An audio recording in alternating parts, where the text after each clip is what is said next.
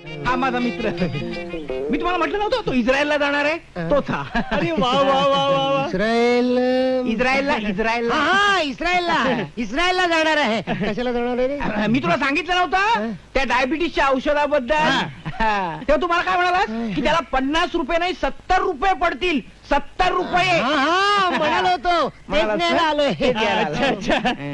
औषध घेणार ना तुम्ही? आणायचंय तो. आणायचंय ना? नमस्कार मित्रांनो, मी अरुण माने राशी चक्कर या कार्यक्रमामध्ये तुमच्या सगळ्यांचं पुन्हा एकदा स्वागत करतो. आजची राशी चक्कर मधली तिसरी रास आहे जिचं नाव आहे मिथुन. मिथुन जी वायुतत्वीय रास आहे आणि तिचा राशी स्वामी स्वयं बुध आहे. बुध जो वाणीचा कारक आहे, त्यात वायुतत्वीय रास, वाणीवर प्रचंड प्रभुत्व असतं, बिनधास्त फेकतात. डायबिटीसचं औषध 70 रुपये. मार्केटिंग आहे ना, शिकावं ते मिथुनवाल्यांना. काही माती विकती. हे लोक मुकेश अंबानीला वोडाफोनचं कार्ड विकले. मुकेश भाई એ તમારે જીઓ કોઈ ને નેટવર્ક ની જીઓ કો નેટવર્ક ની અને મુંબઈ ઇન્ડિયન્સ में टीम वर्क ने બહુ લફડો ચાલુ છે માલુમ.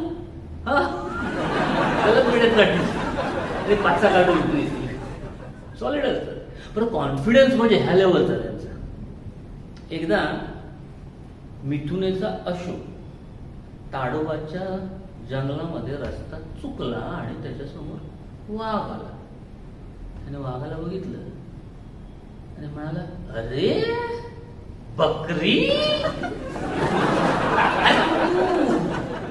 तू. म्हणा मी म्हणजे काय? तुला काय वाटलं तू वाघ आहेस? वाटलंच मला तुला वाटलं तू वाघ आहेस. तू बकरी आहेस. बकरी आहे आणि मी बकरी असून काल बकरी खाल्ली. तो म्हणला हरकत नाही, हरकत नाही, झालं गेलं विसरून जा. व्याख्या विखे ओ खो नाही बा. हे जाताना करू नको, मग मॅक कर. काय करशील? हा जमतंय जमतंय, लवकर जा. हा अंदाज झालाय जंगलात वाघ सुटले. वाघाचा आयडेंटिटी क्रायसिस केला, सेल्फ डाऊट मध्ये टाकला. तर असे सॉलिड असतात. म्हणजे बरं, मार्केटिंग जेवढ्या जबरदस्त पद्धतीने करतात तेवढ्या जबरदस्त पद्धतीने ही लोक बार्गेनिंग करतात, म्हणजे हद्दच करतात.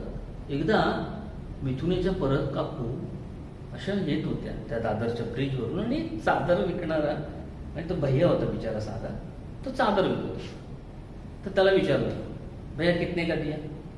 तो म्हणला 200. ती म्हणाली 10 का दे. का 10 का दे? तुला का कर रहे हमरी माई? हा 10 का? तेरा फोकट में चोर गाड़ी आई तो कुत्ते जैसा लेके भागा हो, तो 10 का मांग रही हो. हा बोली म्हणजे काय झालं मग? अरे माई, अरे तुम गांधी विरुद्ध गांधी कर रही हो. ती बोली म्हणजे? अरे तुम दुई गांधी को आपस में लड़ा रही हो. अरे कहाँ 10?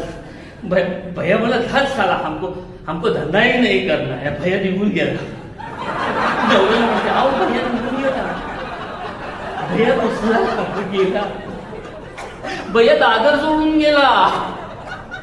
राशी पुढे ती इंदवनाला गेली. बरं, हे लोक फक्त रस्त्यावर नाही, ह्यांना शोरूम वगैरे काही फरक पडत नाही, बिनधास्त तिथे पण मार्केटिंग करतात. एकदा ह्याच मिथुनेच्या एका बाईने 2600ची साडी 600 रुपयाला घेतली शोरूम मधून. हे आतमध्ये गेली आणि त्या शेठनं म्हणाली, शेठ कसं आहे? तिकडे माझ्या टाटामध्ये, आणि माझ्या आईची इच्छा होती ही अशी साडी नेसून मला पाहायची, आणि आता फक्त तिचे 6 महिने राहिले टाटामध्ये. शेठजीच्या डोळ्यातून हिचे अश्रू बुमरेंग होऊन बाहेर पडायला लागले.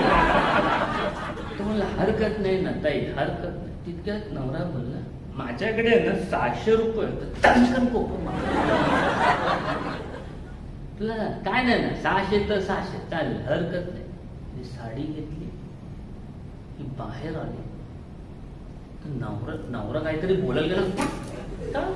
अरे पचकायची काय गरज होती? 700 रुपये आणि म्हणते 700 रुपये स्टोरीतला मेन कंटेंट तर येतच होता. मी म्हणजे आयसीयू लावून व्हेंटिलेटरचं बटन ऑन करणारच होते, तितक्यात पचकला किती खोटं बोलतेस अगं. तुझे टाटामध्ये आहे. एक मिनिट, मला सांगा काय खोटं बोलली मी? अगं तू बोलीस तुझ्या आई टाटामध्ये, माझी आई टाटामध्ये नाहीये, टाटामध्ये कामाला नाहीये का? म्हणजे पण तू म्हणालीस ना की ते हे 6 महिने राहील. मग माझ्या आईला रिटायर व्हायला किती महिने राहिले? 6 महिने राहिले. खोटं काय बोलले ते सांगा. कसली कमालीची आहेस गो. अगं बायका इमोशनल कार्ड टाकतात, पण तू तर इमोशनल कार्डचा कॅटच घेऊन फिरतेस. उपयोग काय? कॅट घेऊन उपयोग काय? लग्नाच्या जुगारात जोकरच निघाला. जबरदस्त.